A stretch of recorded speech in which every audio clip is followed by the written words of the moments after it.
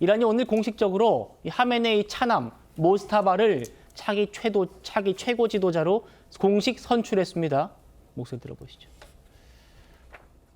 So we're in a very strong position now, and their leadership is just rapidly going. Everybody that seems to want to be a leader, they end up dead. We don't want to come back every 5 years or every 10 years and do this, so we want to pick a president that's not going to be leading their country into a war.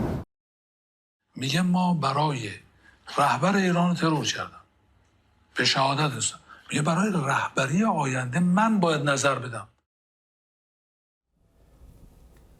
자, 오늘 공식 선출되었습니다.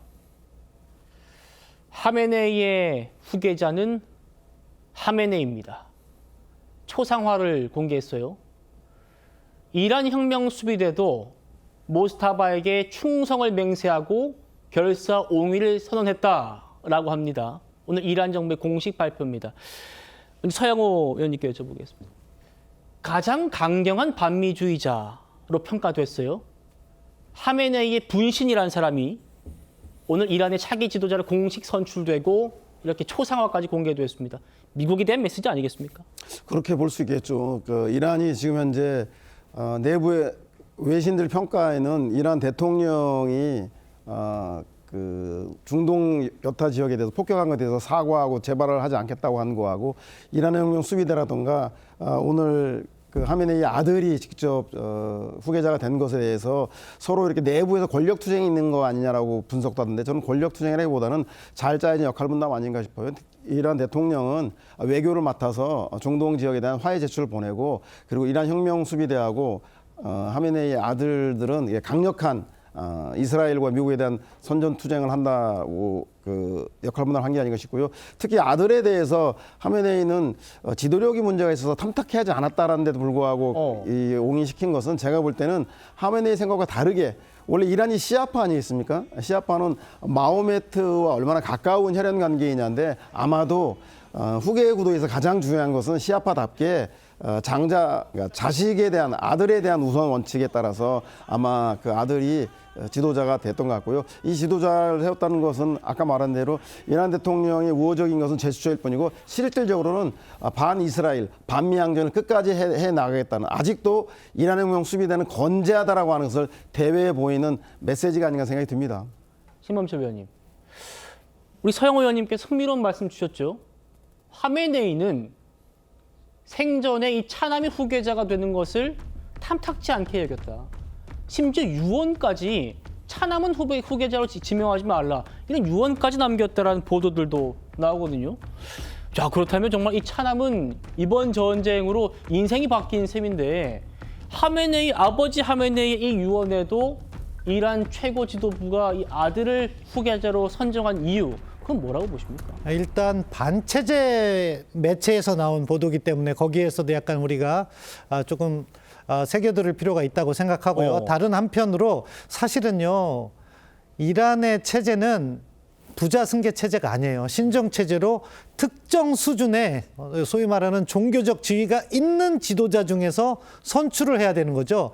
그러니까 어떻게 보면 그러한 기본 교리의 원칙에 반하는 후계자이기 때문에 하메네이가 만약에 그런 말을 했다면은 그런 어떻게 보면은 교리에 충실하라 하는 취지였을 건데 그런데 보면은요 하메네이 자체도 사실은 자신이 후계자가 되는 과정에서 호메이니의 원칙과는 약간 다르게 자신을 스스로 그 지위를 갖다가 상승시켜서 됐기 때문에 사실은 저 말이 그렇게 저는 설득력 있게 보이진 않습니다. 그렇군요. 그런데 중요하게 봐야 될 것은 군사적으로 지금 혁명수비대가 권력을 장악하고 있고 대미 강경파가 지금 권력을 장악하고 있기 때문에 당분간 이 체제가 지속되는 한 트럼프 대통령이 원하는 방식의 그러니까 베네수엘라 방식의 그런 타협이 이루어지기는 쉽지 않겠다.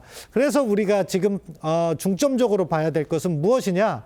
그렇다면 미국이 추가적으로 제거 작전을 할 것인가, 참수 작전에 들어갈 것인가. 만약에 들어갔는데도 하메네이 2세가 모스타파가 계속해서 활동을 한다면 이것은 미국의 군사 역량의 한계점에 도달하는 부분일 수도 있다. 그렇다면 전쟁은 장기전으로 지속될 것이다. 만약에 그렇지 않고 미국이 참수 작전에 성공한다거나 또는 하메네이가 그런 압박으로 인해서 대화로 나온다면은 이 전쟁은 우리의 우려와 달리 조기에 종결될 수도 있다. 그렇기 때문에 현 상황에서는요, 특정 방향으로 우리가 이렇게 될 것이다 해서 걱정하기보다는요, 여러 가지 가능성을 열어두고 접근을 해야 된다. 이것은 어디에? 우리 정부의 대응 정책에도 적용돼야 할 원칙이라고 생각합니다. 그렇군요. 센터장님. 네. 트럼프 대통령 입장에서는 가장 맞닥뜨리기 싫었을 시나리오였을 거예요. 네. 왜 제가 이렇게 단언해서 말씀드릴 수 있냐면 이란의 이 최고 지도자를 선출한 헌법 기구를 이스라엘과 미군 공군이 폭격을 해가지고 그 청사를 날려버렸단 말입니다. 혹시 그 장면 있으면 조금 보여주시면 좋겠고요. 최고 지도자는 우리로부터 승인받아야 할 거다. 승인받지 못한다면 오래가지 못할 거다. 이 얘기가 우리 신민철 위원님 말씀하신 것처럼 제2, 제3의 참수작전을 하겠다라는 공언으로 들려서요. 네. 실제로 이렇게 이루어질 거라고 보십니까? 뭐 그거는 지금 이제 새로 지도자로 선출된 하메니 무스타파가 어떤 행보를 앞으로 취하느냐에 전 달려 있다고 생각을 합니다. 그러니까 트럼프 대통령이 아마 전혀 예측하지 못하진 않았을 거예요. 본인이 무스타파를 경량, 다시 말하면 까미 되지 않는다라는 얘기를 했고, 내가 원하는 지도자가 아니라고 얘기했지만, 사실은 어떻게 보면 봉금 라리자니의 그 인터뷰 얘기도 나왔습니다만, 그 NSC 사무총장, 트럼프 대통령이 제대로 잘못 짓고 있는 것 같다. 예를 들어서 이 무스타파가 아닌 다른 사람이 됐으면 아마 이란은 미국에게 굴복하는 모습을 보이는 것 같다. 라는 결과가 올 수 있기 때문에 어떻게 보면 트럼프 대통령이 무스타파는 안 돼. 그것이 오히려 무스타파를 되게 만드는 그런 결과가 됐을 수도 있다라는 생각이 들어요. 왜냐하면 지금으로서는 아버지 잃고 딸 잃고 자식 잃고 부인 잃고 그렇게 해서 이제 순교자의 아들이 됐고 지금 하메네이 정통성을 이어받아서 반미, 반서방, 반이스라엘 강한 힘으로 사실은 혁명수비대의 지도력을 가지고 있고 그다음에 지지를 받고 있고 그렇다면 권력의 주체인 이 혁명수비대가 하메네이를 적극 밀었다고 저는 보거든요. 그런 차원에서 봤을 때 말씀하신 대로 만약에 하메네이가 정말 아버지와 똑같이 미국에 저항을 하고 강력하게 계속 주변국을 피해를 주고 이런 전쟁에 대해서 부정적인 트럼프의 맞서는 행동을 계속 한다면 아마 이스라엘과 미국은 제2의 참수작전을 검토할 가능성이 있다고 봅니다. 그렇군요.